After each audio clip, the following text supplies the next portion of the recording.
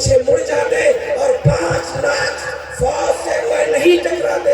راجہ داہر کے خط کی پشت پر محمد ابن قاسم نے یہ جواب لکھا کہ راجہ داہر، جس ہاتھی، جس گھوڑے، جس فوج پر تم بھروسہ کر کے اترا رہے ہو، خدا کی قسم محمد ابن قاسم نوجوانی کے عالم میں 17 سال کی عمر میں ہاتھی، گھوڑے اور فوج کے بنانے والے رب کے اوپر بھروسہ کر کے تمہاری سرزمین پر آیا ہے، تمہاری سرزمین میں تم سے ٹکرانے کے لیے لایا ہے۔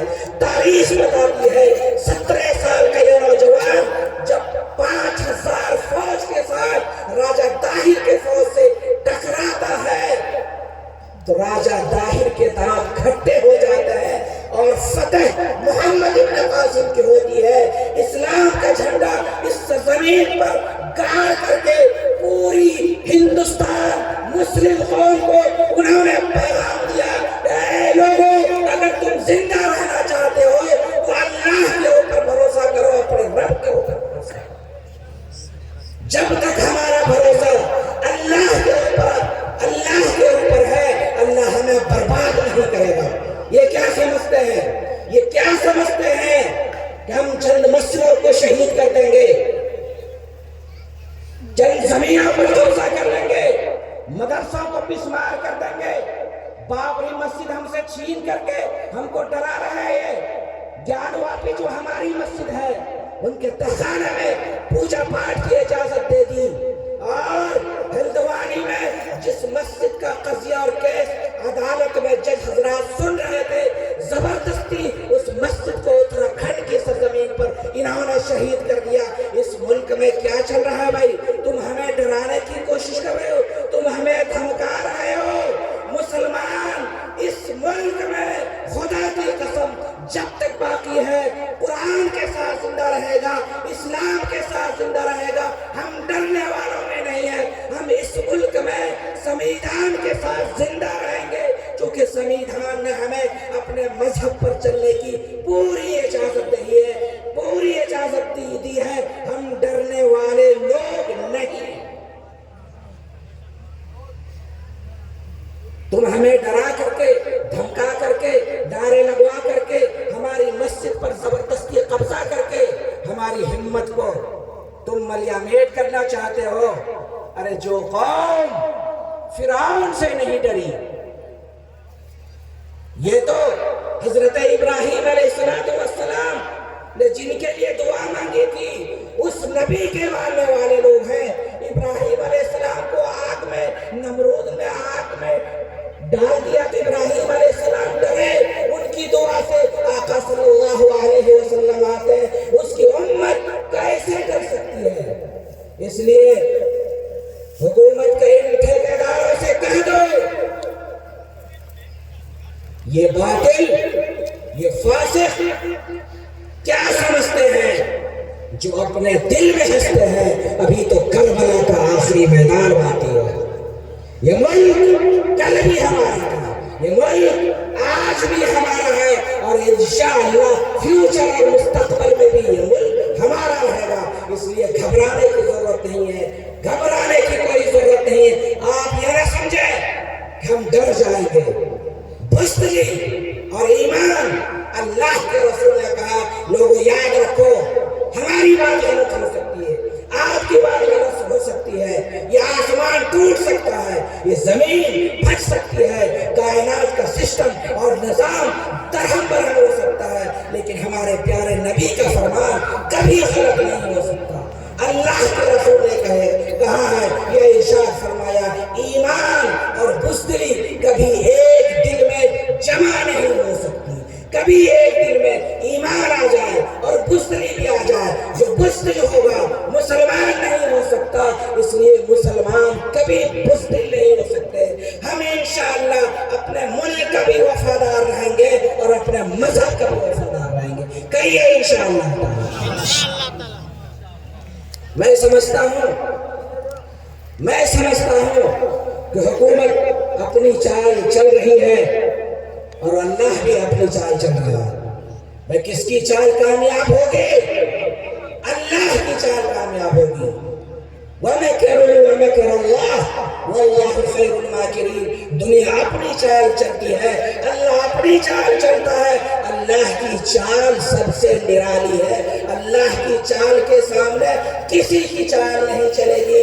اس لیے سمت پور کے اس جامعہ کے اجلاس میں شریک ہونے والے لوگوں، امارت شریعہ فلواری شریف کا یہ خادم آپ تمام لوگوں کو یہ پیغام دینا چاہتا ہے کہ اپنے حوصلوں کو بلند رکھیں۔ ڈرنے کی کوئی ضرورت نہیں ہے، گھبرانے کی کوئی ضرورت نہیں ہے۔